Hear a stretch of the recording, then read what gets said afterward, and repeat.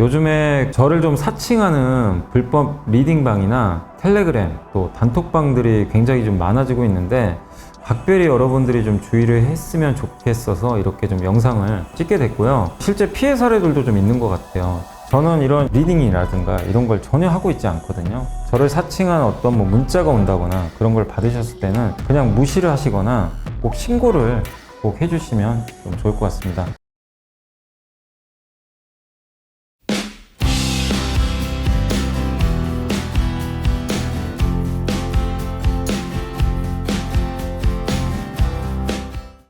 네, 안녕하세요. 염승환 인사입니다. 자, 오늘 24년 4월 18일 시장 함께 읽기 시작을 하도록 하겠습니다. 자, 오늘 이제 증시가 급등했죠. 예, 지금 장 끝나기 한 30분 전인데요. 일단 장은 현재까지는 급등세고 아마 급등세로 끝날 것 같습니다. 이제 미국 증시가 올랐던 배경도 한번 설명해 드릴게요. 그러니까 먼저 이제 미국 증시부터 좀 먼저 말씀을 드릴 예정이고, 그 다음에 오늘 사실 본 보고서 몇 개 없죠. 그래서 사실 기업 분석 뭐 보고서 안 나온 건 아닌데요. 우리가 이제 많이 봤던 내용들도 있고, 그래서 다 공부했던 기업들도 많이 있기 때문에 뭐 굳이 또 반복해가지고 또 뭐 보여드릴 필요는 없을 것 같아가지고. 근데 이제 오늘 이렇게 제가 조금밖에 안 했던 이유는 저 마지막에 있는 ST팜 때문에 그래요. 아, 저 보고서 너무 길어요. 예, 저 이제 서울대학교 투자 동아리에서 오랜만에 이제 보고서가 하나 나왔더라고요. 그래서 제가 이제 한번 읽어봤는데 뭐 ST팜도 저도 예전에 공부도 좀 했던 기업이고, 그래서 개인적으로 좀 긍정적으로 보고 있는 기업인데, 저거 보니까 제가 몰랐던 내용도 많이 있고, 예, 저도 공부를 더 해서 개인적으로 좀 서울대학교 투자 동아리 SMIC한테 다시 한번 좀 감사 인사를 드리고 싶고요.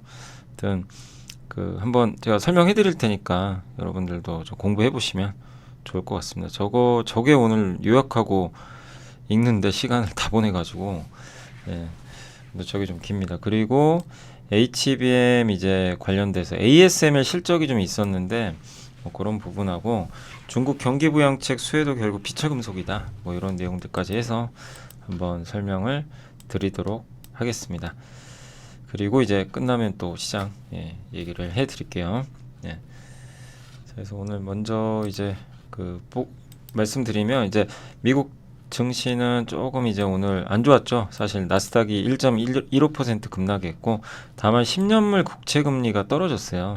유가가 급락했고, 그래서 작년 10월과 비슷합니다. 작년 10월에도 뭐 전쟁 난이 많이 해가지고 막 유가 급등하고, 근데 결국엔 그 후로 유가 완전 급락해가지고 증시가 상당한 랠리를 보였죠. 네. 아무튼 이제 다행인 건 뭐 여기서 뭐 금리가 계속 떨어지지는 않겠지만 당장은 미국 금리도 어느 정도 고점 나온 것 같고요. 유가는 이제 저렇게 지정학적 리스크가 큰데도 급락하고 있어요. 예. 그렇다는 얘기는 지금 전쟁이 확산되지 않을 거라고 시장이 보고 있는 것 같습니다.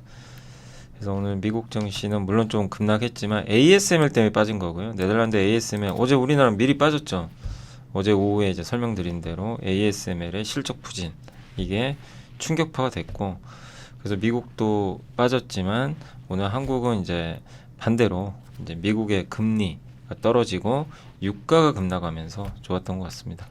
그리고 오늘 미국에서 무슨 얘기가 있었냐면 BOA 뱅크 오브 아메리카가 내년 3월에 금리 인하할 거란 얘기도 했어요. 예, 그러니까 이건 너무한 거 아닌가. 내년 3월이면 정말 이건 끔찍합니다, 진짜. 예. 그래서 금리 인하는 어쨌든 하는 게 좋은데, 일단 지금 BOA는 올해 한 번 한다고 미뤘고, 심지어는 뭐 물가 안 떨어지면 3월 인하 가능성도 높다. 내년 3월 됐고, 다만 골드만삭스는 여전히 디스인플레이션 기조가 이어지니까 물가 안정화되고 있대요. 주거비나 자동차 보험 뭐 이런 것들 때문에 오른 거지, 노동시장도 균형을 찾아가고 있고, 그래서 7월부터 금리 내린다, 이렇게 좀 보고 있는 것 같습니다. 근데 어쨌든 지금 시장은요, 금리나 기대를 많이 뒤로 밀어버렸어요. 근데 이거는 더 이상 악재는 아닌 게 그냥 반영을 이미 해버렸죠. 그래서 저런 내용에도 오늘 금리가 빠진 겁니다. 그리고 오늘 미국의 베이지북 경제활동 동향 보고서가 나왔는데, 거기서도 이제 미국이 경기가 이제 조금씩 둔화되고 있다는 조짐은 이미 나오고 있는 거예요. 그래서 이제 미국 금리가 어쨌든 좀 약간 꺾였다. 그리고 이제 미국의 또 이슈 중에 하나가 오늘 뭐 뉴스도 나왔지만 여러분도 보셨죠? 그 중국 철강 관세 3배 매기겠다 미국이 슈퍼 301조. 이게 무역법 제 301조인데 여기서 중국 철강 관세가 7.5인데 3배 이제 부과하라. 바이든이 지시를 했다고 합니다. 예. 그러면 이제 이거는 중국과 또 계속해서 강대강으로 가는 건데 사실 이게 우리나라의 큰 뭐 수혜는 아니에요. 이제 중국을 견제한다고 해도 왜냐면 중국산 철강제가 여기도 나와 있지만 그 차지하는 비중이 2.3, 알루미늄 3.7밖에 안 됩니다. 그러니까 비중이 얼마 안 돼요. 마치 그 조선주 비슷하죠. 조선주 막 이렇게 최근에 규제한다고 했던 것처럼 비중이 얼마 안 돼요. 근데 일단 저런 액션을 취하는 것 자체가 호재로 작용하는 거죠. 예. 우리나라도 중국의 제조업 저런 공급 가해 때문에 피해를 얼마나 많이 봤습니까? 많은 산업들이 정말 많은 기업들이 쓰러지기도 하고 한국 기업들도 피해본 기업들이 상당히 많은데 어쨌든 이제 미국은 그걸 막아버리겠다는 거죠. 그러니까 불공정 거래하지 말라는 겁니다. 보조금 받아가지고 공급 가행 일으키고 얼마 전에 앨런 재무장관도 중국 갔다 와서 중국 너네들 제발 그 공급 가행 하지 마라. 뭐 배터리 같은 거 엄청 생산하잖아요. 그래서 이런 것도 근데 여기에 뭐 철강, 태양광 패널 그래서 오늘 하나솔루션도 왜 올라갔냐면 저것 때문에 그래요. 중국 거 이제 관세 부과해버리겠다는 겁니다. 전기차, 배터리 그래서 오늘 배터리주들도 좀 괜찮았고 광물 뭐 이런 걸 예로 든 거죠. 자 그리고 또 한 가지 이슈가 이제 삼성 임원 주 6일 근무한다 이런 이제 비상 경영 체제 실제로 이거 하고 있는 것 같더라고요. 그래서 삼성전자 전체 영업이익이 75.6%를 책임지는 반도체 부분이 그러니까 비상 경영하는 거예요. 근데 저는 이제 이걸 보면서 뭘 느꼈냐면 옛날에 이건희 회장이 그 프랑크푸르트 선언 기억나세요? 맞나요? 프랑크푸르트 독일에 거기서 마누라와 자식 빼고 다 바꿔라. 기억나시죠? 이건희 회장님이 하셨던 옛날에 그래서 한번 그게 아주 대서특필 됐었죠.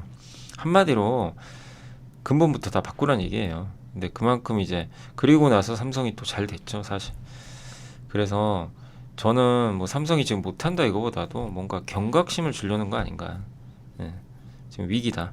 근데 올해 분명히 좋아지긴 하거든요. 지금 이미 실적도 돌렸는데 그럼에도 불구하고 고삐를 바짝 재겠다는 거죠.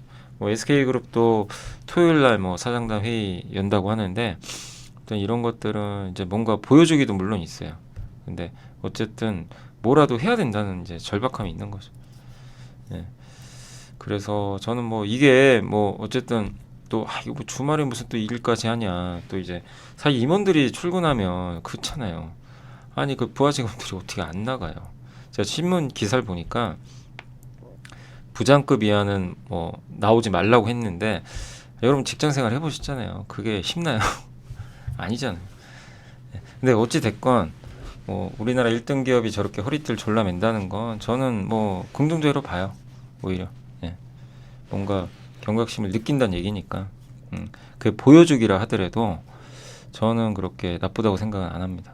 그래서 저런 걸 또 통해서 옛날에 이건희 회장이 했던 것처럼 뭔가 또 이런 새로운 또 모멘텀이 또 될 수도 있는 거니까 일단 그리고 삼성의 숙제가 많잖아요. 지금 하이닉스에도 밀려버렸고 그리고 배터리도 사실상 LG에 밀려서 밀린 상태죠. 엄밀히 말하면 그러니까 많은 것에서 지금 삼성이 항상 1등하던 그 회사가 좀 많이 밀리고 있어요. 실제로 그러다 보니까 뭔가 바꿔보겠다라는 전략이 아닌가라고 생각이 됩니다. 이게 어떤 효과를 줄지는 좀 지켜보시면 되겠고 이창용 한국은행 총재가 연말까지 근원물가 2% 내로 내려갈 것 같다. 이건 좀 좋은 얘기죠. 그래서 요새 물가 올라서 좀 걱정인데 일단 물가는 내려갈 걸로 보고 있고요. 환율 변동도 일시적이다. 오늘 환율 급락했습니다. 그래서 이렇게 얘기를 해줬고 그 다음에 또 한 가지가 이것도 자료를 찾다 보니까 대규모 배당금 지급이 4월에 있어요. 4월은 전통적으로 배당 받죠. 여러분도 받잖아요. 그래서 외국인이 배당 받는데 그 자료를 보니까 4월 1일부터 10일까지 2.3조 원을 지급했대요. 외국인이 받아갔고 이번 주에만 5.29조 원이 배당금으로 나간대요. 저거 다 달러로 바꿀 거 아니에요.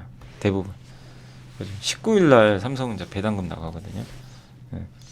그러니까 이제 이 부분 때문에 달러 수요가 또 많아진 거죠. 그러니까 이런 것들까지 겹치다 보니까 환율이 더 올라갔던 것 같습니다. 근데 이건 어차피 일회성이니까 이제 시간이 가면 이 리스크는 완화되겠죠. 그래서 이런 이제 이슈들 있었으니까 참고하시면 되겠고요. 자, 그리고 이제 KB증권의 박주영 연구원님이 삼성전자가 하고 이제 하이닉스가 미국에서도 투자하겠다고 발표를 했고, 또 마이크론은 한국에 와서 장비사들과 3월에 접촉을 했다고 합니다. HBM이 정말 비상이죠. HBM이 진짜 너무나 중요하고 가격도 비싸고, 이걸 잘하는 하이닉스가 독주하고 있는 상황이죠. 근데 이런 이제 경쟁 심화는 한국 장비사들한테는 기회 요인이다. 그래서 뭐 PSK 홀딩스나 테크잉, 한미반도체 이런 회사들이 좀 수혜를 받지 않을까 이렇게 적혀 있고요.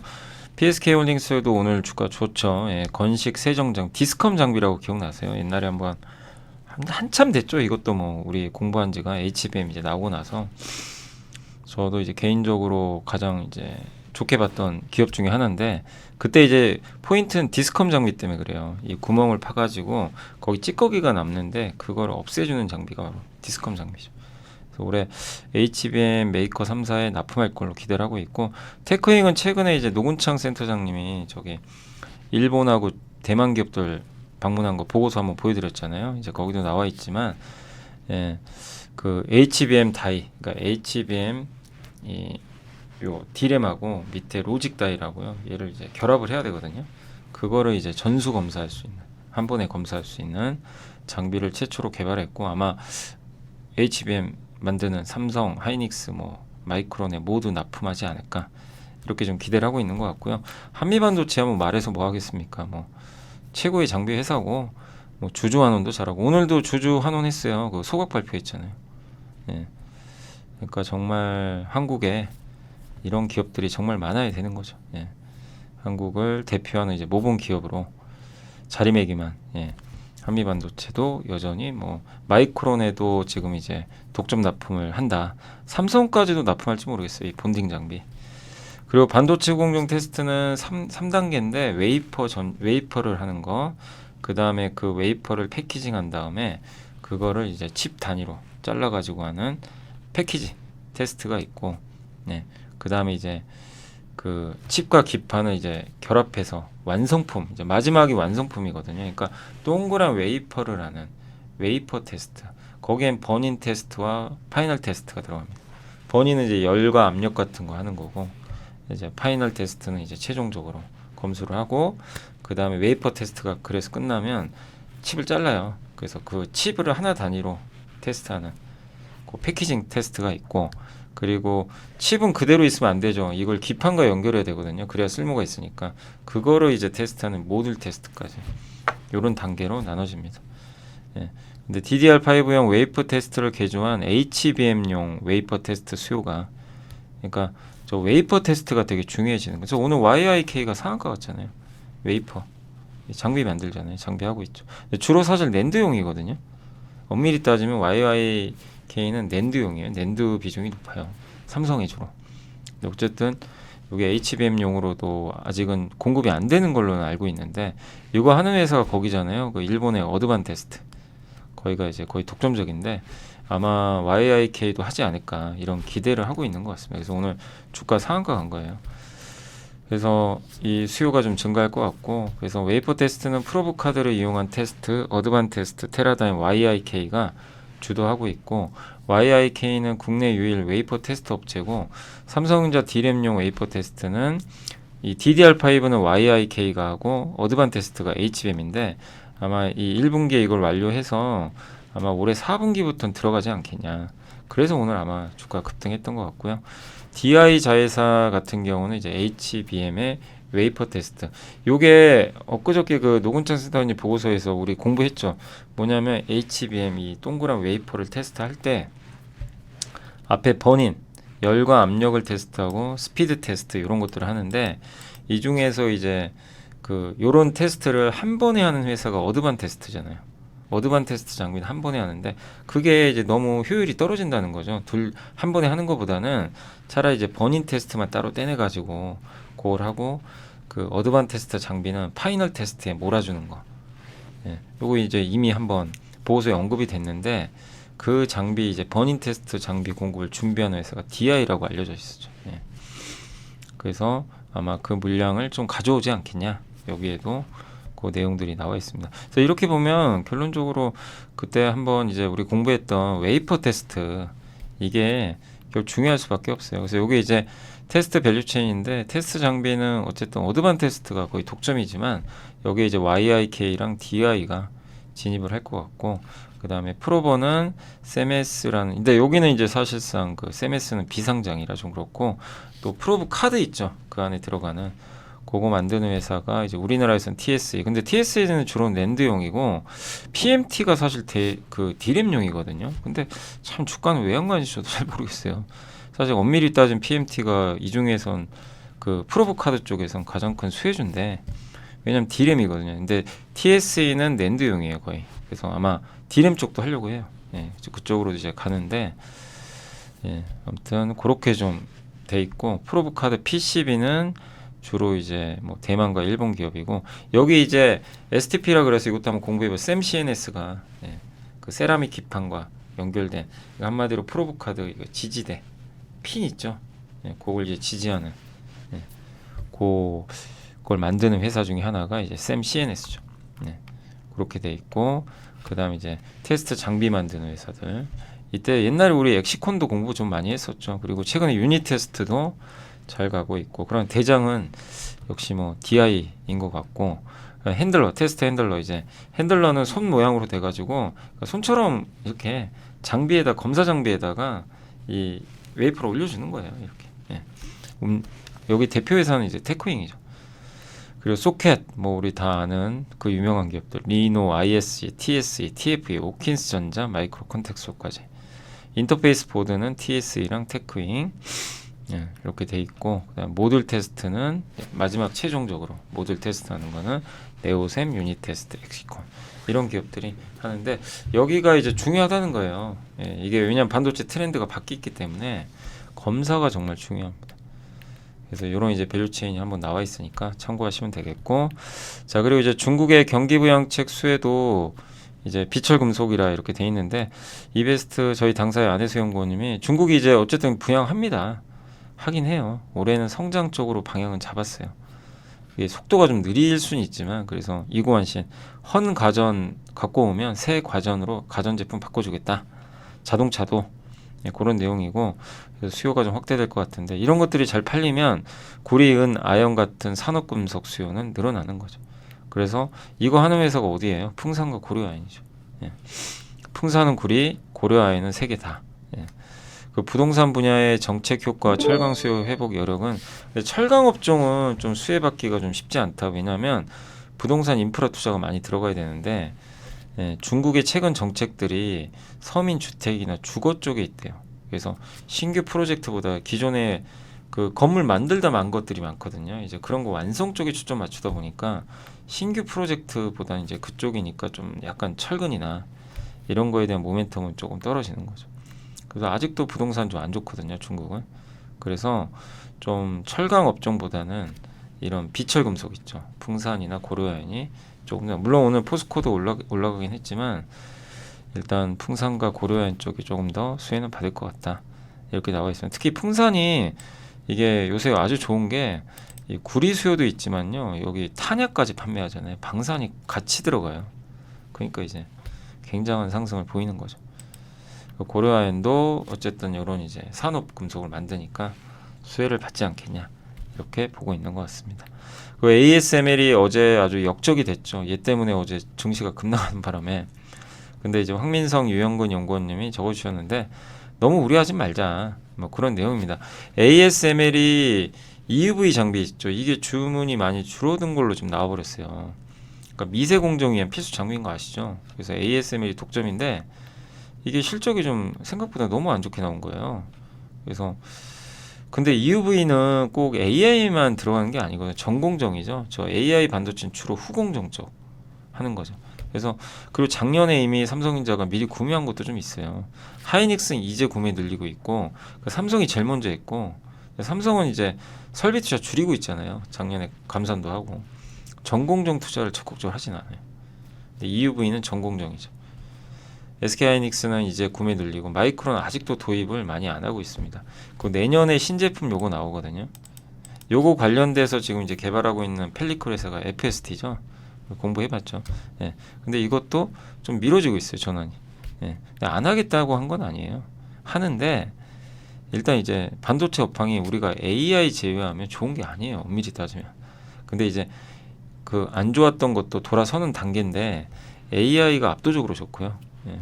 그러다 보니까 이번 실적에도 이제 그런 것들이 반영이 됐는데, 그래서 ASML은 어쨌든 이쪽이다 보니까 조금 이제 주가가, 그러니까 실적이 좀 부진하지 않았나 보여집니다. 그리고 이 제품 가격이 EUV 장비가 한 3천억 정도 되고요.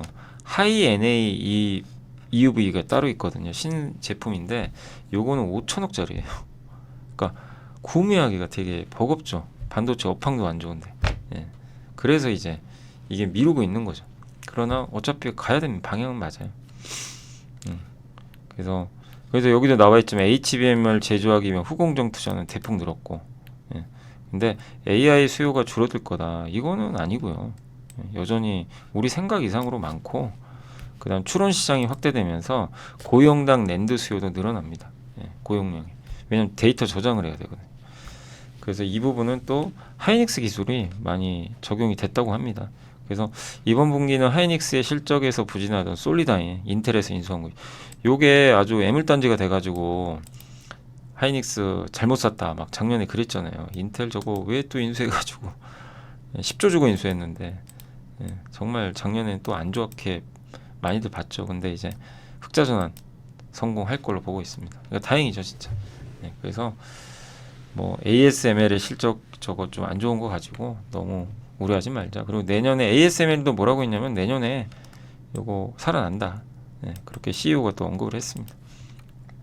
그래서 약간의 ASML의 특수성이지 이거 전체 가지고 반도체 안 좋다 이렇게 보기에는 좀 무리가 있고요. ASML의 요게 이제 수주입니다. 보시면 수주가 작년 4분기에 이랬다가 확 줄어버리니까 이게 뭐냐 이랬던 거죠.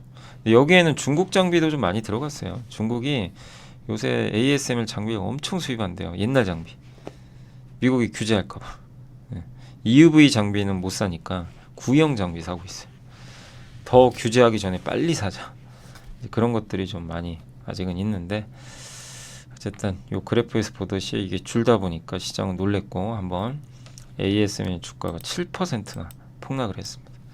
그러나 오늘 시장에는 뭐 또 다르게 움직였죠. 우리나라 반도체는. 그렇게 보시면 좋을 것 같고요. 그리고 오늘 이제 헬스케어 쪽에서 아까 ST팜 한번 보여드릴게요.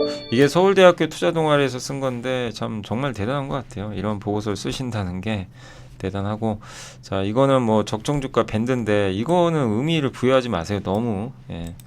이게 제가 어제도 말씀드렸지만 적정주가 계산하는 거 알면 좋죠. 그러나 주가가 그대로 움직이질 않아요. 중요한 건 적정주가보다 중요한 게 뭐죠? 시장이 커지는지, 이 회사 Q 있죠. 이 회사가 만든 제품이 많이 팔렸는지, 그리고 새로운 시장을 개척하는지, 해외로 진출하는지, 뭐 이런 거 있잖아요. 그리고 독점력이 있는지, 진입장벽이 높은 이 회사가 만드는 걸 누구나 다 똑같이 만들면 무슨 의미가 있습니까? 그죠? 예. 그래서 그런 것들, 그리고 CEO가 괜찮은지, 예. 이런 것들 이제 종합적으로 보는 거죠. 그게 적정주가보다 사실 우선이에요. 근데 이제 많은 개인 투자분들은 항상 이제 증권사 애널리스트들의 목표 주가, 적정 주가에 너무 연연하세요. 그거는 그냥 참고 자료예요. 그러니까 너무 그런 거 보지 마세요. 저도 옛날엔 그랬어요. 예. 근데 너무 거기에 큰 의미 부여는 하지 마시고요. 예. 논리에 집중하시는 게 좋습니다.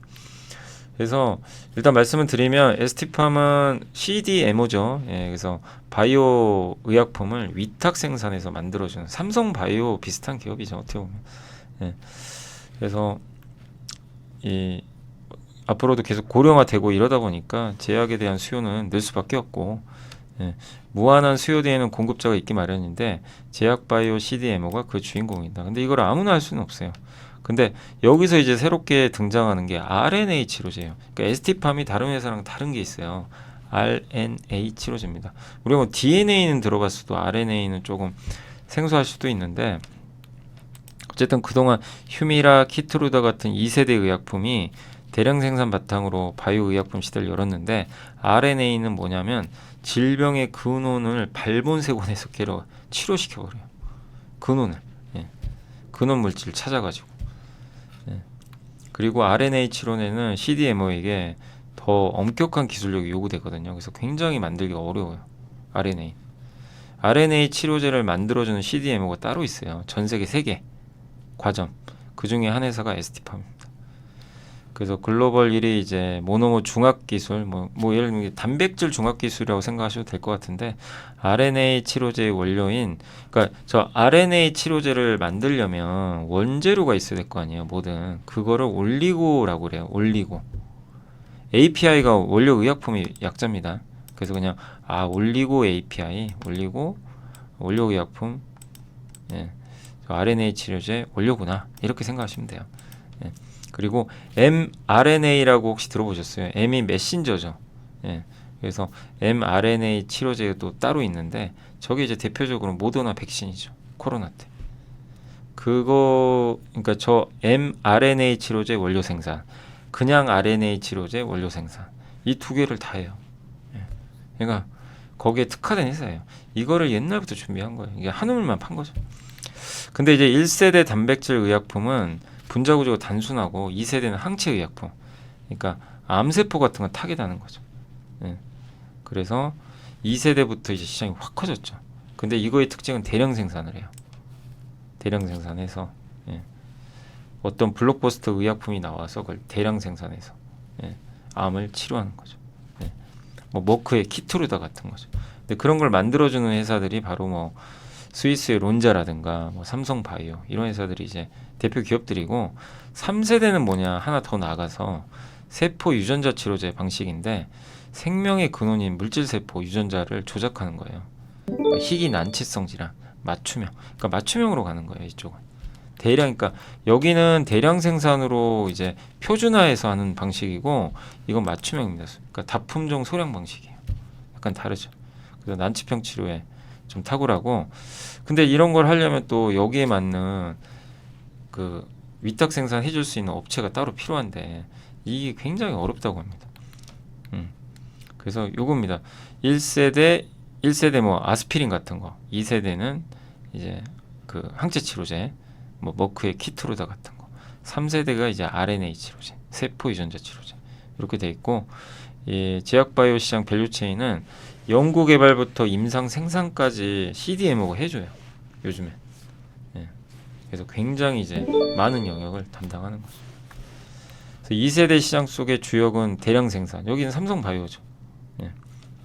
3세대는 이제 RNA 치료제. 우리 몸은 DNA로부터 필요한 유전 정보를 받아 단백질, 그러니까 DNA가 우리한테 정보를 주면 단백질을 합성하거든요. 예. 근데 mRNA는 이제 M자는 메신저인데 설계도라고 보시면 돼요. 설계도. 여기도 이제 설명을 잘 해주셨는데, 요리 레시피 있죠. 요리 그 책, 그거의 복사본이라고 생각하시면 돼요. 만약에 요리책 안에 저 레시피가 잘못되면 우리가 그거 보고 요리 만들면 망하죠. 망할 거 아니에요. 네. 맛이 없겠죠. 네. 근데 RNA 치료제는 이 몸속 유전 정보에, 그러니까 내 몸의 유전 정보를 받아다가 단백질을 합성하거든, 우리 몸이. 그래서 이제 우리가 이제 몸이 구성이 되는 건데, 이게 RNA 치료제는 몸속의 유전 정보가 이제 오류나는 경우들이 있어요. 네. 그럼 그걸 치료해 주는 거예요. 그래서 질병의 원인을 근본적으로. 네. 그러니까 우리가 뭐 암에 걸리고 이런 건 사후 처리 방식이죠.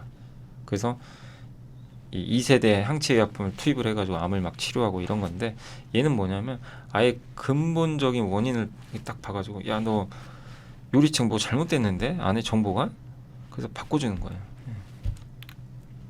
그래서 결함 있는 mRNA, 저 요리책을 없애버리거나, 야, 이거 요리책이 뭐 잘못됐는데 요리책을 아예 없애버려요.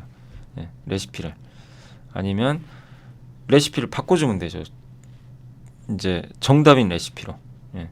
야, 이게 이제 백종원 씨가 옆에 딱 와가지고 그러는 거예요. 딱 보더니 이거 레시피 잘못됐는데 내가 바꿔줄게. 그러니까 백종원 씨가 옆에서 코치하는 게 또 이런 방식인 거죠. 그래서 아예 요리 레시피를 없애버리는 거, 잘못됐으니까 그걸 그렇게 하는 치료제를 ASO와 siRNA 치료제라고 하고요. 좀 어려워요, 사실은 용어들이. 그렇게 생각하시면 되고 이해만 하시면 되고, 후자 백종원 씨가 와가지고 내가 코치해줄게, 이렇게 바꿔, 요거를 mRNA 치료제라고 합니다. 요게 바로 코로나 백신 같은 거죠. mRNA 치료제. 이 두 가지로 나눈다고 합니다. 그래서 이게 잘못된 거를 없애주고 분해해가지고 없애거나 mRNA는 바꿔줘요. 제대로 된 걸로. 그리고 대량 생산 CDMO 회사들 주가 요새 안 좋죠. 삼성도 지지부진하고 그나마 삼성바이오가 제일 잘 버티고요. 보시면 이쪽이 성장이 좀 둔화된다고 보는 것 같더라고요. 근데 RNA 쪽은 계속 FDA 승인 건수가 이렇게 늘어납니다.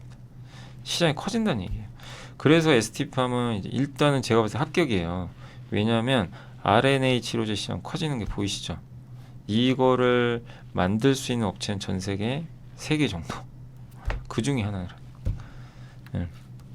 그래서 이거의 핵심 기술은 뭐냐면 이 원료 의약품 있죠. 올리고 뉴클레오타이드 아까 그거랑 mRNA를 만들 수 있는 생산 기술이 핵심 기술이라고 합니다. 그래서 올리고가 뭐냐면 이런 뉴클레오타이드 생물의 정보를 담은 기초 단위인데 그거를 인공적으로 합성한 물질이래요. 그래서 저걸 가지고 RNA 치료제를 만드는 겁니다. 그래서 올리고란 용어는 그냥 그런 거구나 이해하시면 되겠고, 그래서 이거를 만들 수 있는 업체가 몇 개 되진 않는다라고 보시면 되겠고, 그리고 mRNA 치료제는 치료제에 필요한 연기 정보가 CDMO에게 전달되면 연기 정보 뭐 이런 것들을 제조 과정을 거쳐서 만든다. 뭐 이렇게 보시면 되겠습니다. 그래서 제약사가 신약 후보 물질을 가지고 발견을 했어요. 그러면 이제 ST팜 같은 데 보내요. 요거 가지고 좀 만들어 줘. 그래서 ST팜이 요걸 가지고 이 치료제를 만듭니다. 원료 의약품을 이제 합성을 해 가지고 그래서 만들고 나서 이제 보내줘요. 그리고 이제 완제품을 생산하는 거죠. 그런 방식이고, mRNA 방식은 이제 염기 정보를 주면 CDMO라는 회사가 이걸 다 갖고 있어요. 정보들을. 그러면 야, 너 염기 정보만 줘. 정보. 내가 mRNA 만들어 줄게. 이런 거죠. 그래서 만들어서 줍니다. 그럼 제약사 입장에서 너무 편한 거죠. 편하지 않나요? 근데 그런 걱정하겠죠. 아, 이거 제약사가 직접 하면 어떡해. 자기네가 다 하는 거 아니야? 근데 그럴 수가 없대요. 너무 어렵다고 합니다. 그래서 괜찮다는 거예요. 아니 사실 삼성바이오든 뭐 아니면 저기 로슈든 론자든 머크 얘네들이 그냥 자기가 다 하겠다. 이것까지. 그럼 뭐 ST팜은 볼 게 없는 거죠. 경쟁에 치여가지고. 근데 그렇게 하기가 어렵대요. 그래서 RNA 치료제 어쨌든 핵심 원리인 올리고와 요 mRNA 생산 기술을 둘 다 갖고 있다. 근데 핵심은 일단 먼저는 요겁니다. 올리고가 일단 우선이에요. 왜냐면 얘는 시장이 좀 나중에 조금 시간이 걸려요. 아시죠? 그래서 일단 핵심은 여기가 먼저고 얘는 곧 옵니다. 자, 읽어보니까 그렇게 돼 있더라고요. 그래서 ST팜 이제 분석을 해보면 20년간 한우물만 판 이제 장인이고 RNA 치료제 성장성 믿고 오랫동안 원료 제조에 공을 들여왔던 회사고요. 여기 RNA 치료제 아까 올리고 있죠. 그게 매출 비중이 가장 높아요. 연평균 무려 64% 성장했대요. 엄청난 성장은 맞습니다. 그리고 모든 원료를 다 자기가 자체적으로 생산해요. 그러니까 내재화 시켜버렸어요. RNA 치료제 이런 기업은 거의 없어요. 그래서 뉴클레오사이드 이걸 가공해서 아미다이트란 중간체 만들고 그 다음에 올리고, 그러니까 뭐냐면 뉴클레오사이드, 아미다이트, 올리고 이 세 가지로 가요. 그래서 올리고가 만들어지는데 이거를 그냥 하는 업체예요. 다. 그래서 보통은 CDMO가 중간에서 원료 공급 단계를 담당하는 회사가 따로 있는데 ST팜은 그냥 혼자 다 합니다. 그러니까 시장이 열리면 이 회사가 그냥 독주할 수도 있는 거죠. 뉴클레오, 아미다이트, 올리고, RNA 치료제 끝. ST팜은 다 한다. 보통 이거 각각 하는데 여기 보시면 뉴클레오사이드는 파미셀도 해요. 아미다이트는 이제 서머피셔. 이거 굉장히 유명한 미국의 진단 업체죠. 그 다음에 이제 에질런트는 요거라고 있고, 근데 ST팜은 다 한다는 얘기예요. 그리고 올리고 API 제조 아시아 1위고요. 글로벌 3위입니다. 근데 증설하거든요. 그래서 나중에 1위 될 수도 있어요. 생산량 기준으로. 지금 2배로 늘어날 것 같고 재무도 굉장히 좋습니다. 그래서 그리고 CDMO 입장에서는 이거 FDA 승인 받아야 되잖아요. 생산 시설이. 그걸 CGMP라고 하는데 그거를 이제 ST팜 받아놨고, 우리나라에서도 지금 삼성바이오랑 같이 유일하게 두 회사가 인증을 받아놨습니다. 요 CGMP 인증. 요걸 받아야 이제 미국에 공급을 할 수가 있는 거죠. 그 수주 이력도 풍부하고, 예. 그리고 mRNA 시장까지도 이제 갑니다. 요거 그러니까 RNA 치료제 원재료뿐만 아니라 원료의약품뿐만 아니라 mRNA 생산까지 이제 가는 거죠. mRNA는 그 모더나가 요거 개발해서 아주 유명해졌죠. 예. 그래서 그때 코로나19 백신 나왔을 때 ST팜이 날아가 버린 거예요. mRNA 때문에 이걸 하다 보니까. 예. 그러다 이제 그거 끝나면서 주가 박살이 났죠. 예. 곤두박질 쳐버렸죠 갑자기. 그리고 제조 플랫폼 중에 파이브 캐핑 기술이 있대요. 저도 이게 도대체 뭔가 너무 처음에 이게 좀 무슨 기술인가 이렇게 봤는데, 아무튼 예, 연간 3천만에서 1억 도제 상당의 이런 걸 합성 가능한, 예, 리액터, 이제 어떻게 보면 이제 그 합성할 수 있는 장치죠. 그것도 보유하고 있다고 합니다. 뭐 이따 한번 설명드릴게요. 예, 그래서 보면 올리고 생산 캐파인데 ST팜이 지금 앞으로 이렇게 생산을 한다고 합니다. 2.3톤에서 26년도에는 2.3톤에서 7톤까지, 예, 이렇게 늘어난다고 하고요. 예, 경쟁사 니토덴코는 크게 뭐 생산 안 하는 것 같고, 에질런트가 4톤까지. 예, 여기 4톤은 엄청난 많은 양이에요. 4톤. 예. 그래서 우리가 배터리 같은 거 생각하시면 안 돼요. 배터리나 뭐 양극재처럼 막 몇만 톤 막 이런 게 아니고, 예, 여기는 진짜 1톤도 엄청난 양입니다. 여기서 이 원료의약품. 그리고 수주 이력이고요. 이렇게 돼 있고. 근데 아까 말씀드렸지만 2세대 치료제는 그 삼성바이오나 로슈가 하는 거는 이제 표준화 해가지고 대량 생산하는 거. 그리고 돈이 많아야 돼요. 자본 지출을 막 쏟아부으니까 그러니까 삼성이 할 수 있는 거예요. 아주 잘하는 거죠. 예. 근데 이 시장이 그래서 1등 먹었는데 성숙기에 좀 진입을 했다, 이렇게 보고 있는 것 같고요. 예. 그래서 이제 그 다음 타겟으로 많은 기업들이 이제 다음으로 눈을 돌리고 있는 거죠. 예. 제약사들이 이제 ADC, 예, 이중항체 이런 쪽으로 기술을 좀 개발을 해가지고 2세대 제품에 침투를 또 하고 있고, 또 3세대 치료제까지도 눈을 돌리고 있는데, 어쨌든 ST팜이 주력으로 하는 건 3세대죠. 예. 그래서 여기는 맞춤형으로 가고 있고, 그리고 단순히 배양 및 정제만 많이 해내는 제조업이 아니라 임상부터 제약사와 협력을 해야 된대요. 맞춤형이니까. 약간 그 파운드리 느낌이 나죠. 예. 파운드리 반도체 같은 약간 느낌이 납니다. 그래서 이런 진입 장벽을 쌓으면 다른 업체로 바꿀 수가 없어요. 그래서 삼성이 안타깝게도 TSMC의 벽을 못 들어요. 그 애플과 이런 엔비디아와 TSMC의 관계가 너무 돈독하니까 오랫동안 그걸 해왔기 때문에 참 삼성이 뚫고 들어가기가 어렵죠. 노력을 해도 쉽지가 않은 거랑 좀 비슷한 거죠. 네. 그래서 이게 안 되니까 이제 M&A 통해서 격차 축소하려고도 많이 한다고 합니다. 그래서 3세대 제약기술 관련된 M&A가 29%에서 41%까지 늘어났다고 하고요. 론자라는 회사 있죠, 스위스에. 이 회사는 그 자금 조달 및 수수료 지불하면서까지 ST팜 제조 설비를 사용하려는 움직임도 보였다고 합니다. 그래서 그들이 이제 더 많이 이걸 찾게 되는 요인은 다품종 소량 생산이기 때문에 그래요. 그러니까 어떤 특정 제품을 대량으로 찍어서 막 몇 조 원씩 매출을 일으키는 사업은 표준화돼 있으니까 돈 해가지고 공장 많이 짓고 하면 되는데, CDM은 그게 아니에요. 각각 다 달라요. 예. 그러니까 맞춤 양복 맞추시는 장인분들을 정말 많아야 되는 거죠. 예. 그러니까 이게 기성복이 아니니까 되게 어렵죠. 예. 그래서 생산 비용도 높고, 그리고 단백질이라는 게 뭐 사람마다 또 다르잖아요. 예. 천차만별이에요. 그러니까 더더욱 어려운 거죠. 이 CDMO가 자기네가 직접 하고 싶어도 할 수도 없고, 그래서 이제 맡기는 거죠. 아웃소싱을 줘요. 예. 우린 개발할 테니까 니들이 알아서 해줘, 만들어줘, 이런 거죠. 그래서 진입 장벽이 점점 높아지는 겁니다. 그리고 요게 이제 1세대가 회색이고 점점 줄고요. 2세대도 조금씩 줄죠. 예. 2세대는 이제 늘어나죠. 위에 분홍색, 기타가 줄고 위에 이제 빨간 게 3세대입니다. 요게 이제 앞으로 늘어나는 거죠. CDMO 시장은 이렇게 커진다. 예.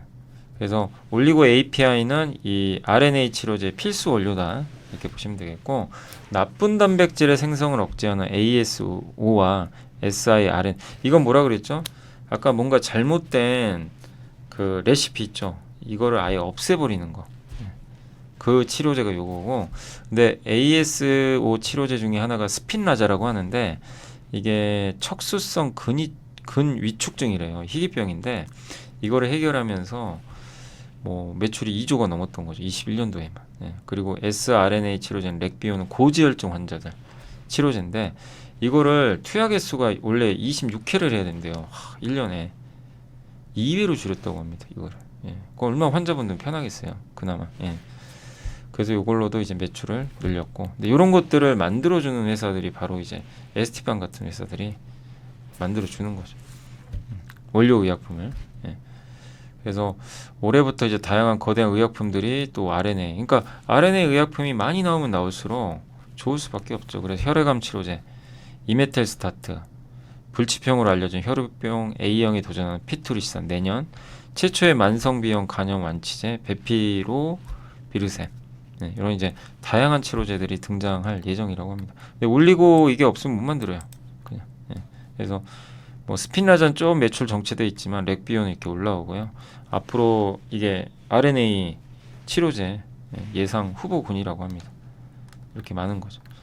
그래서 ST팜의 과거 올리고 API 매출은 대부분 임상시험용으로 많이 들어갔다. 그러니까 처음에 어떤 약을 만들 때 임상을 하잖아요. 이제 거기서부터 들어갔는데 최근에는 이제 FDA 승인도 받고 이러다 보니까 이제 여기서는 또 대량 생산이 나오는 거죠. 어떻게 보면 치료제가 이제 완성이 됐기 때문에.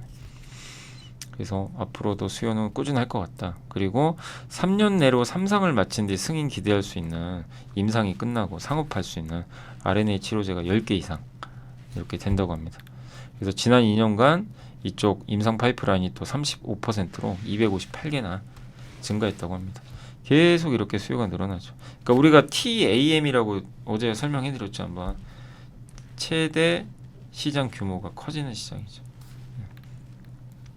근데 이제 여기서 관건은 이 좋은 걸 알겠는데 경쟁이 치열하면 어떡하냐. 누구나 다 아까 말씀드렸지만 공급이 부족해요. 과점이니까.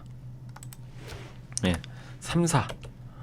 일본의 니토텐코가 40%, 미국의 에질런트, ST팜 이런 순인데 10년 동안 이 상태가 유지되고 있대요. 근데 최근에 이제 이거는 ST팜한테 호재인 게 4등이 중국의 우시 STA인데 여기가 미국에서 생물보안법으로 이제 규제받을 가능성이 높아졌죠. 그러니까 우시 거 쓰지 말란 얘기죠. 그럼 여러분들 입장에서 내가 제약사 사장님인데 RNA 치료제 만드는데 우시 거 쓰려고 하다가 못 쓰겠죠. 저런 것 때문에. 예. 그러면 ST팜 같은 데로 오는 거죠. 그리고 이걸 하려면 이제 분자 종합 기술, 뭐 단백질 같은 거 중합하고 뭐 이런 분자 종합 기술을 좀 지녀야 된다. 그리고 코텐파마라는 회사가 여기 진입했다가 아직도 제대로 못 만들고 있대요. 생산을. 예. 이 회사가 일 생산량이 ST팜의 2.5%밖에 안 된다고 합니다. 그러니까 만들기가 너무 어려운 거죠. 그 빅파마들도 이거를 하려고 했지만 만만치 않았고 내재화 대신 요겁니다. 맡기는 걸로. 예. 세계 1위 론자도 못 만들고 있어요. 그러니까 얼마나 만들기가 어려운지 아시겠죠. 단기적으로 3사 증설 계획 고려해도 수요에 비해선 공급이 굉장히 부족하다. 예. 막대한 TAM 아까 말씀드린 대로 요게 정말 중요하거든요. 예. 그래서 앞으로 이런 치료제도 줄줄이 대기 중이니까 괜찮게 보고 있고, 앞으로 이제 매년 3.2톤의 공급이 증가해야 되는데 이를 충족하려면 2.3조 원 투자해야 될 정도로 벅차다. 그래서 향후에 ST팜이 요 생산량 기준으로는 1등 할 거예요. 26년에 4.3톤, 니토덴코가 2.8톤, 에즐런트가 4톤이니까 어떻게 보면 이제 이 ST팜이 1등 할 수도 있는 거죠. 근데 그건 또 두고 봐야 되겠지만, 그리고 이제 아까 말씀드린 RNA 치료제의 원료 의약품이에요. 이게 주력이고 하나 더 있는 게 mRNA. 요거 치료제를 만들어주는 거. 요게 하나 또 있죠. 그래서 mRNA 백신 아시죠? 모더나 백신. 제가 모더나 백신 맞았나? 제가 기억이 잘 안 나는데 화이자 거였나 모더나 거였나 저도 백신 맞았잖아요. 여러분들도 많이 맞으셨죠. 그때 이제 모더나 맞았나 뭐 화이자였나 아무튼 전 정확히 기억은 안 나는데, 근데 아무튼 이제 모더나 백신이 요 mRNA 백신이거든요. 근데 이게 왜 각광을 받았냐면 빨리 만들어져요. 그러니까 전통 백신은 세포 배양하고 세균 종류 많아서 공정도 너무 복잡하고 개발해도 막 10년 걸리고 50%의 낮은 유효성 보였는데 mRNA는 세균 주입 과정이 없대요. 그래서 안정성도 높고 예, 그 확장성도 좋다고 합니다. 사람의 단백질로 해독된 21,688개죠. 요거의 단백질 중에서 약물로 타겟되는 게 3,051개밖에 안 돼요. 나머지 85%못 만들어요. 근데 mRNA는 이론적으로 저 21,688개를 다 만들 수가 있대요. 이론적으로. 네. 그래서 mRNA 치료제는 또 제조 기간도 짧고 1년 내에 출시가 가능하고요. 네. 그러니까 유전자 정보만 알면 한 달 내에 백신 제조도 가능하다고. 그러니까 그래서 모더나하고 굉장히 빨리 만든 거예요. 네. 물론 저기에 AI도 들어갔어요. AI가 뭐를 해줬죠? 신약 후보 물질 발굴해줬죠. 네. 이렇게 막 데이터 돌리면서. 이게 결합이 됐기 때문에 코로나 백신이 정말 빨리 만들어진 겁니다. 생산량 조절도 좀 용이하고 소규모 설비로도 만들 수가 있다고 합니다. 공정 프로세스도 중간에 수정할 수가 있대요. 되게 장점이 많죠. 그래서 mRNA 백신 같은 경우는 여기 보시면 요걸 못 써요. 단백질을. 근데 얘는 이론적으로는 다 쓸 수 있고 높은 확장성, 제조기간 1년 이내, 소량, 대량 선택 다 가능하고 수정도 할 수 있고 초기 비용도 20분의 1밖에 안 되고 그 장점이 많은 거죠. 그리고 이 치료제가 이제 방금 백신 말씀드렸지만 암에도 굉장히 탁월하다고 합니다. 그래서 mRNA 암 백신, 요즘에 이 암 백신 얘기 때문에 모더나 주가 한번 움직였죠. 사망 위험이 65%나 감소했다고 발표를 했다고 합니다. 그래서 mRNA 백신 판매는 내년을 기점으로 진행될 예정이고요. 또 모더나가 그러니까 코로나 말고요. 예. 이 mRNA 약품을 출시하고 28년까지 암 치료제, 독감 백신 이런 15개 신규 제품 출시하는데 이런 게 만들어지면 누가 만들어줍니까? ST팜이 만들어주는 거죠. 예. 그래서 ADC 한 종류의 허셉틴은 유방암 치료제로 승인을 받았는데 이후 위암 치료제로도 확장이 됐거든요. 예. 그러니까 mRNA도 어쨌든 암 위에 대부분의 분야에서도 활용이 가능하다고 합니다. 예. 그리고 올리고 깎는 명인 ST팜. 올리고를 생성하기 위해서는 이 모노머 이게 분자죠. 예. 분자를 중합해서 아까 아미다이트 만들고 아미다이트끼리 다시 중합해서 올리고 만들고 예. 이걸 해야 되는데 아미다이트를 자체 생산 그리고 API 공급까지. 그러니까 아까 말씀드린 모든 걸 다 내재화했다. 이거를 할 수 있는 유일한 업체입니다. 그냥 경쟁사도 이건 못해요. 다 하는 거. 네. 그래서 현 시점 유일한 블록버스터급 RNA 치료제 스핀라자 아까 보여드린 그 제품 있죠. 거기에 단독으로 올리고 요 원료의약품 공급 중에 있고요. 앞으로 블록버스터급이 될 노바티스 렉뷰에도 에질런트와 함께 공급하고 있다고 합니다. 네. 그 다음에 AS 이게 뭐죠? AS5죠. 예, 잘못 썼죠. AS5 치료제 분야 1위인 아이오니스의 손을 잡고 여기서도 인기를 좀 자랑하고 있고요. 26년 내 승인이 예상되는 신약 중에 이메텔스타트, 올레자르센, 펠라카르센 이것도 임상 물량을 지금 이거는 상용화가 아직 안 됐기 때문에 저 공급을 하고 있다고 합니다. 그리고 20개 이상의 파이프라인 확보했고 빅파마들과 10개 이상의 신규 프로젝트 추진 중이고 400억이었던 이제 신규 수주도 23년에 1,500억을 달성했다고 합니다. 그래서 올리고 API는 가격도 높은 제품으로 이익 체제를 개선시킬 수 있다. 이런 내용인 것 같습니다. 또 한 가지가 정말 이거 많죠, 길이. 와. 근데 기업 분석 이렇게 해야죠, 사실은. 이게 맞는 거 아닌가요? 네. 이게 맞는 것 같고 그래서 좀 힘드셔도 끝까지 한번 들어보세요. 물론 이제 관심 없는 분들은 안 들으셔도 돼요. 난 뭐 제약바이오 싫다 이러신 분들은 어쨌든 이제 여기서 또 한 가지가 배치라는 게 있어요. 한 생산 라인에서 만들 수 있는 제품 수라고 합니다. 그래서 한 라인에서 하나의 배치 생산이 끝나면 세척하고 다시 생산하는데 라인당 30개 정도가 들어간대요. 생산이. 배치 사이즈는 이제 무게 같은 거죠. 이론적으로 30kg까지인데 실질적으로 20kg까지 가능하다고 합니다. 그래서 ST팜의 매출은 여기 가격에서 이 올리고 가격에서 배치 곱하기 배치 사이즈로 아마 결론이 결정되는 것 같아요. 그러니까 배치가 많고 배치 사이즈가 크고 가격 오르면 매출 올라가는 거죠. 네. 근데 이 중에 배치가 제일 중요하대요. 왜냐하면 배치 사이즈랑 가격은 일단 이제 서로 이제 상응하기 때문에. 네. 왜냐하면 사이즈가 크면 당연히 비싸지니까. 그래서 요 배치 얼마나 배치가 많냐. 요게 이제 핵심인데 ST 현재 예정된 사용량을 가정하면 ST팜의 공장은 풀 가동 상태를 유지할 예정이라고 합니다. 그래서 요걸 이제 한번 파이프라인을 살펴봤는데 이제 몇 가지 파이프라인들이 있거든요. 렉비오 작년에 적응증 확인 노바티스 제품이고요. ST팜의 4개 라인 중에 1개 라인이 여기에 이제 그 24년에만 28개가 필요하대요. 적용을 하게 되면. 그래서 ST팜 4개 라인 중에 1개 라인을 여기다 따로 떼야 될 정도로 많은 거죠. 그 다음에 이제 요게 올해 좀 가장 이슈거든요. 이메탈 슈타트. 혈액암의 일종인데 요게 평균 87,000명의 신규 환자가 발생 중이라고 하는데 그 중에 33,000명 환자를 타겟으로 한다고 합니다.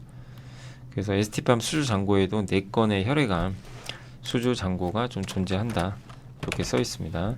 현재 수주 물량만으로 7개 정도의 배치가 필요한데 26년도에는 여기다만으로도 또 1개 라인을 배치를 해야 된대요. 그러니까 빠듯하죠 사실. 예. 그리고 요런 뭐 또 제품들도 있고 예.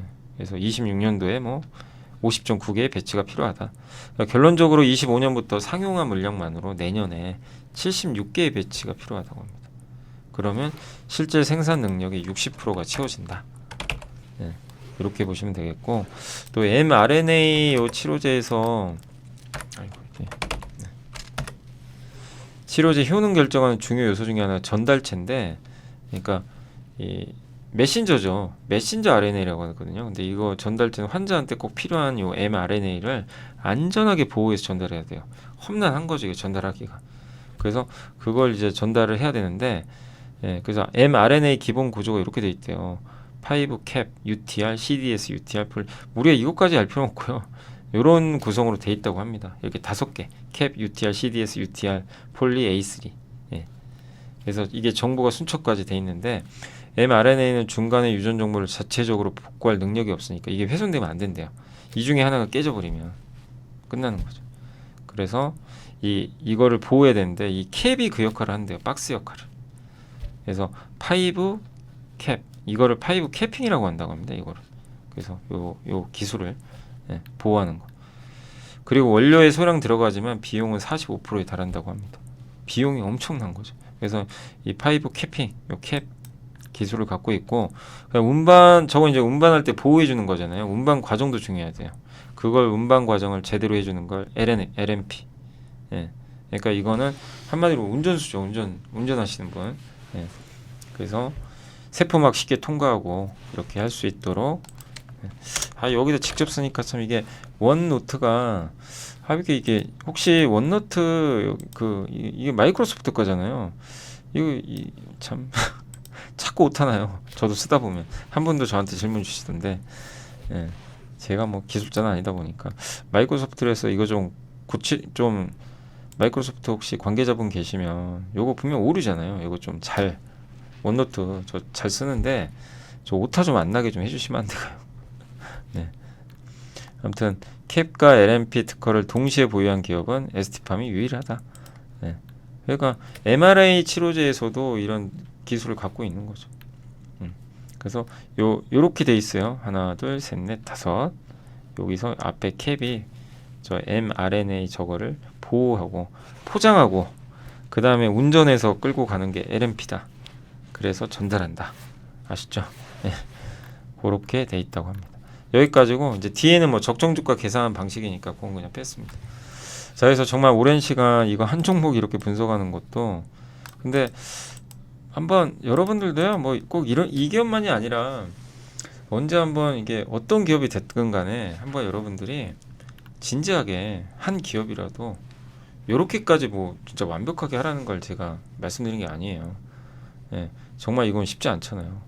이런 거는 이제 회사에 탐방도 가봐야 되고 전화도 해봐야 되고 근데 할 수 있어요 누구나. 저는 못한다고 생각 안 합니다. 근데 그게 뭐 다른 기업이라도 한번 이렇게 제대로 한번 분석해 보시는 것도 여러분들한테 도움이 많이 되지 않을까 이렇게 말씀을 드리고 싶습니다. 그래서 ST팜 아무튼 뭐 앞으로 주가는 저도 모릅니다. 어떻게 될지도 모르고 예, 변수도 많고 하지만 제가 읽어본 결과로는 TAM은 확실히 커지는 시장이고 전 무엇보다 마음에 드는 게 이게 진입장벽이 높아요. 예, 진입장벽이. 이 투토 아무나 못한다는 거. 그게 좀 핵심이 아닌가라고 말씀을 드리고 싶습니다. 그래서 오늘 보고서는 이제 여기서 몇 개 안 했는데 벌써 54분 지났어요. 워낙 길어가지고 그래서 한번 말씀을 드려봤습니다. 그리고 전자공시는 어제 하나오션 오늘 뭐 조선주 난리가 났죠. 하나오션이 LPG 운반선 한 척 수주했고요. 현대중공업은 함정 4척 건조용 자재 및 장비 공급. 그 페루 뭐 해군이겠죠. 거기다 아마 공급하는 것 같습니다. 삼성 E&A는 파드 1, 2 가스전 추가 수주가 좀 있어서 금액은 그렇게 크진 않아요. 이거는 이제 추가 수주. 유틸리티 및 부대시설 공사, 증설 공사 이런 게 있었고 셀트리온은 규모는 많지 않지만 어쨌든 발행 주식 총수의 0.5% 정도 자기 주식을 소각하는 것 자체가 의미가 있는 거죠. 네. 그래서 이런 공시가 있었다는 거 참고하시고 내부자 매수는 어제 CIS 아시죠? 여기 김동진 대표가 2,300만 원 정도 장내 매수가 들어왔고 신한지주 정상혁 이사 김지원 파트장님이 합쳐서 2.3억 원 장내 매수가 있었습니다. 실적 추정치는 오늘 나온 것 중에선 이제 화승엔터프라이즈가 영업이익 추정치가 올라가 있고요. 대상 그 다음에 HK이노인 요 기업도 오늘 좀 주가 괜찮았죠. 그리고 효성 TNC 이런 기업들이 일부 추정치가 좀 올라갔다. 요거는 HK이노인은 사실 조금이에요. 좀 미미하긴 한데 약간 올라갔어요. 약간. 그래서 제가 이게 좀 적어가지고 안 적었던 것 같은데 아무튼 조금입니다. 근데 어쨌든 오늘 오랜만에 이제 HK 이노인도 올라갔는데 이런 기업들이 오늘 조금 상향이 됐다라고 봐주시면 좋을 것 같습니다. 자, 오늘 이제 장이 끝났고요. 오늘은 뭐 그냥 급등했습니다. 시장이 코스닥 2.7% 폭등, 코스피도 2% 가까운 폭등세로 장이 끝났습니다. 그래서 시장이 좀 급격하게 하락했는데 뭐 여기서 V자 반등은 뭐 물론 쉽진 않아요. 그러나 증시가 어쨌든 2,600 이하에선 또 저가 매수가 유입되고 그리고 무엇보다 이제 올랐던 배경은 설명드린 대로 그 금리가 꺾이고 유가가 급락한 게 좀 크지 않았나라고 말씀을 드리고 싶고 그리고 방금 이제 확인했는데 TSMC가 또 어제 ASML과 다르게 실적이 잘 나왔어요. 정말 대단한 회사예요. TSMC네. 정말 대단한 파운드리 1등 기업이고 오늘도 놀라운 실적을 내면서 시간에 의해서 좀 주가가 오르고 있어서 이 부분도 오늘 국내 증시에 일단 좀 약간 영향을 좀 주는 거 아닌가 이런 좀 생각은 드는데 어쨌든 오늘 여러 면에서 증시의 우호적인 것들이 많이 잡혔던 하루였던 것 같습니다. 그래서 오늘 다시 외국인들 하루 만에 5,800원 사버렸고 한국에 대해서 여전히 긍정적으로 보는 것 같습니다. 오늘은 조선주의 날이었습니다. 오늘 뭐 조선주가 오른 거는 또 미국이 이제 조사하겠다 중국 이제 이런 뉴스도 나왔어요. 근데 예전에 나왔던 뉴스긴 한데 그러다 보니까 오늘 관련주들이 특히 제일 수혜주가 하나오션이에요. 왜냐면 미국에 조선주 인수하려고 하니까. 그래서 그 오랜만에 정말 현대미포도 10% 가까운 상승세가 나왔고 전선주의 상승은 여전히 뜨거운 것 같습니다. 어제도 대한전선 또 물어보시던데 오늘 많이 올랐네요. 8% 가까이 올랐고 전력설비도 여전히 뜨겁고 그리고 오늘 히토류 쪽도 좋았던 것 같아요. 왜냐하면 이제 중국에 대한 이제 규제 얘기가 나오다 보니까 그리고 이제 덩달아 조선 기저제도 오늘 같이 다 갔습니다. 뭐 특히 오늘 현대임스, 성광밴드, 뭐 태광, 세진중공, 한국카본, 뭐 하이로코리아까지 골고루 올라갔고요. 또 여기 HBM 관련주도 오늘 DI, STI 이런 기업들의 주가가 특히나 더 좋았던 것 같습니다. 여행주도 오늘 좋았더라고요. 모두 투어가 최근에 좀 부진했는데 어제 한번 우리 여행주 공부는 해봤죠. 근데 저도 여행주를 그렇게 막 이렇게 구조적 성장한다고 생각 안 하지만 뭐 이제 내용 보니까 괜찮더라고요. 단가도 올라가고 여행도 어쨌든 많이 가시고 특히 패키지 여행의 강점은 싸죠. 자유여행보다. 그래서 오늘은 또 거기다 이제 오늘 유가가 급락하니까 미국의 항공주가 날아갔거든요. 이제 그것도 영향을 준 것 같고 또 금리 좀 꺾이니까 오늘 바로 금리에 민감한 업종이에요. 여기 의료 AI가 태양광, 의료 AI, 풍력, 바이오 여기가 다 이제 금리에 민감하죠. 그리고 피팅조 오늘 급등했고요. 오늘 이제 바이오 시밀러 쪽도 바이넥스가 상당히 많이 올랐습니다. 비만 치료제, 한미약품도 한 6% 가까이 반등을 한 것 같습니다. 장비 회사 YIK 오늘 아까 말씀드린 상한가가 버렸어요. 그리고 요새 AP 시스템이 드디어 3만 원 넘었네요. 예, 3만 원 넘어갔고 온디바이스 AI도 오늘 다 분위기가 좋았고 엔터즈도 오늘 괜찮았습니다. 2차전지 셀도 다시 하루 만에 삼성 SDI가 급등한 상태고 참 이노베이션은 약한 것 같아요. 예, 좀 아직은 답답하네요. 남들 갈 때 좀 같이 가고 이런 모습이 나와야 되는데 갈 땐 약하고 빠질 땐 많이 빠지고 전형적으로 이제 가장 안 좋은 흐름인데 이제 좀 저점은 나오지 않았나 싶고요. 그리고 원격 진로 클라우드 컴퓨팅 한글과 컴퓨터가 오늘 좀 올랐고요. 카지노도 오늘 좋았습니다. 2차 전지, 소재, 장비, 뭐 풍력, 예, 다 오늘 일단 강세 보이는 흐름이 나왔고 인터넷 대표주도 오늘은 카카오가 좀 올랐습니다. 네이버가 좀 아쉽네요. 아직까지는 금리가 좀 떨어졌는데도 좀 부진했고 우주항공주도 오늘 좋았습니다. 예, 조금 부진했다가 태양광도 오늘은 뭐 괜찮았어요. 예, 금리도 그렇고 이제 중국 규제하겠다 이제 이런 뉴스가 나오다 보니까 아까 그리고 mRNA 예, 관련해서 ST팜도 많이 오른 건 아니고요. 한 3%. 그러니까 한번 이제 뭔지 아시겠죠? mRNA, RNA가 저도 사실은 이게 헷갈려요. 막 뭐 RNA 뭐고 mRNA 뭔지. 예. 근데 그래서 공부를 해야 되는 거예요. 예. 근데 명백하게 좀 그러니까 다르죠. 예, 당연히 mRNA는 뭐 레시피다 이렇게 생각하시면 되겠고, 아무튼 이제 요쪽 관련주도 좋았고 항공주 오늘은 좀 괜찮았는데 다만 이제 미국 항공주에 비해서는 좀 약했던 것 같습니다. 그 대한항공도 이 정도 가격이면 또 다시 원위치 됐잖아요. 예, 나쁘진 않은데 와 참 이게 항공주는 진짜 장기 투자하기가 쉽지가 않네요 진짜. 예, 그러니까 가다가 다시 또 꼬꾸라지니까 그러니까 이게 정유주랑 비슷해요. 정유주랑 반대예요. 예, 정유주랑 완전 반대죠. 정유주가 이제 꺾일 때는 항공주 가고 약간 이제 그런 느낌이 나는 것 같습니다.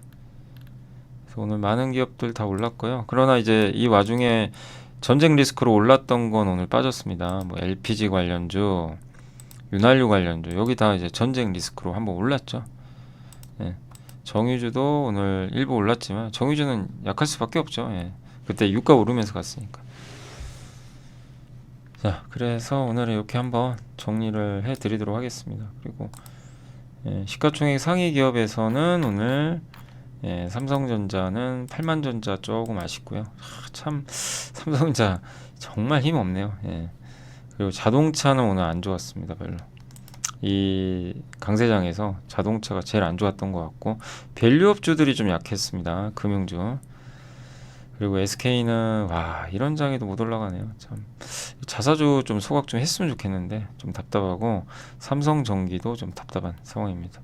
네, 삼성이 최근에 이제 유리기판으로 올랐다가 좀 빠졌고 오늘은 뭐 누가 뭐래도 조선주가 대장주예요. 조선주 그리고 여기 그 화장품주 예, 이쪽의 주가들이 좋았던 것 같습니다. 타이어주는 조금 쉬어갔고요.